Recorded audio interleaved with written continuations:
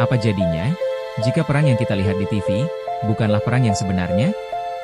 Apa jadinya, jika serangan Iran ke Israel, bukan soal balas dendam, tapi bagian dari sesuatu yang lebih besar, lebih gelap, dan lebih sistematis? Pada pertengahan 2025, dunia dikejutkan oleh sebuah peristiwa besar. Iran, yang selama ini dikenal sebagai pemain belakang layar, untuk pertama kalinya, secara terang-terangan menyerang Israel. Lebih dari 300 drone dan rudal balistik diluncurkan secara serentak.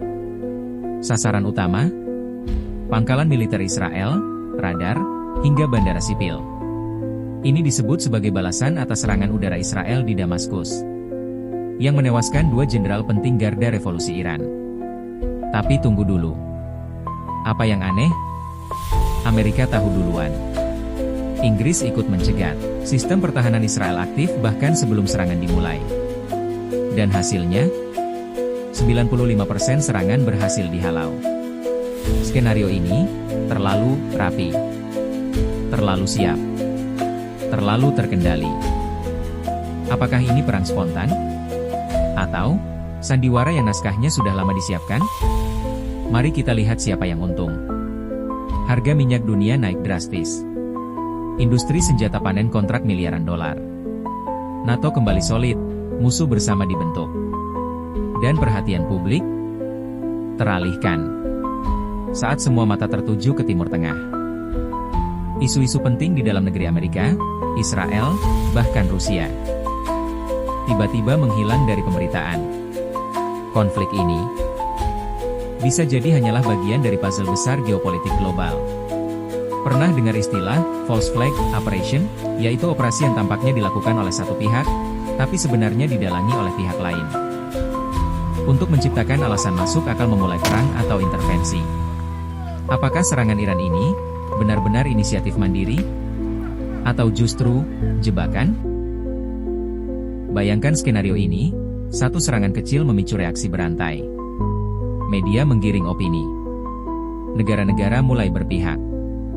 Dan, dalam waktu singkat, konflik lokal menjadi perang regional. Atau bahkan, awal dari perang dunia baru. Dan yang mengatur semua itu, bukan rakyat, bukan presiden, tapi kekuatan yang tidak terlihat. Para elit global, korporasi, dan institusi bayangan. Beberapa analis bahkan percaya, Iran dan Israel hanyalah 2 pion yang dikorbankan untuk menyusun ulang peta politik dunia. Konflik ini bisa dimanfaatkan untuk melegalkan pendudukan baru, mengontrol jalur energi dan perdagangan, menjatuhkan ekonomi negara-negara rival, bahkan untuk menghapus utang lewat perang.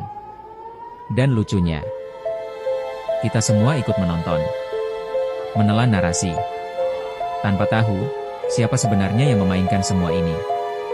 Karena dalam dunia politik internasional, tidak ada yang benar-benar kebetulan. Setiap ledakan, setiap kematian, setiap berita utama, selalu ada yang diuntungkan. Dan itu, bukan rakyat biasa.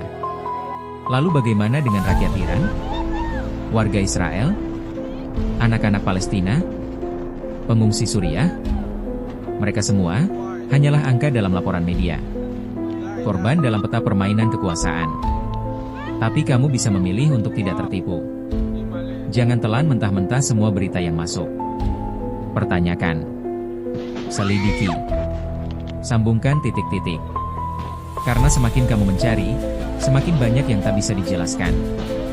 Kalau kamu merasa ada yang janggal dalam konflik ini, tulis opinimu di kolom komentar.